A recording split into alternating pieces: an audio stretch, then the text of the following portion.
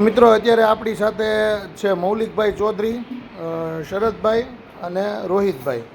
આજે મૌલિકભાઈના પપ્પાની પ્રથમ વાર્ષિક પુણ્યતિથિ હતી, તો એણે સંસ્થામાં એકસાથે 600 બાળકોને શાક, પૂરી અને ગુલાબજાંબુનું ભોજન આપ્યું હતું. એમણે પોતે સાથે ભોજન પણ આરોગ્યું, એ લોકોએ સાથે પીરસવું પણ છે બધા બાળકોને. તો આપણે એને જાણીએ એની પાસેથી કે એમને કેવું લાગ્યું, આ ફૂડ ક્વોલિટી કેવી હતી, પછી બાળકોની વ્યવસ્થા કેવી હતી, એનો અભિપ્રાય આપશે. સદૈવભાઈ, અમે આની પહેલાં પણ તરસમિયા પ્રાથમિક શાળામાં આવી રીતે અમે લાભ લીધો છે અને સદૈવભાઈનું ફૂડ ક્વોલિટી અને બધી જ શાળાનો સ્ટાફનો સાથ સહકાર બહુ સારો હોય છે. હું બધાને એવી વિનંતી કરીશ કે આવો લાભ સદૈવભાઈથી લેતા રહો.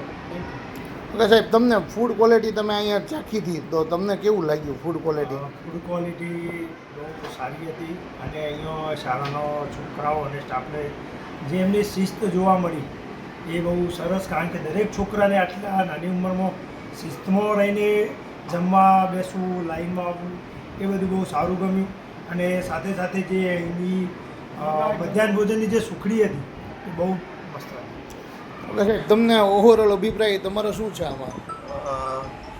જેમ કીધું એમ આની પહેલાં આ લાભ બધાએ લીધેલો અને આ વખતે 600 બાળકોને જમાડવા, પણ જે પ્રમાણે માલણકા પ્રાથમિક શાળાના સ્ટાફ અને સદૈવભાઈના બધા ફાઉન્ડેશનના મિત્રો એકદમ શિસ્તબદ્ધ અને ફટાફટ અને એકદમ વ્યવસ્થિત રીતે બધા બાળકોએ લાભ લીધો અને જેનો અમને સૌને એમાં સહભાગી થયા એનો આનંદ છે. ઓકે, આપણે મૌલિકભાઈને હજી એક સવાલ પૂછ્યું કે તમે અમારા જે બીજા દાતાશ્રીઓ છે અથવા નથી અથવા આ વિડીયો જોવે છે એને શું કહેવા માંગશો?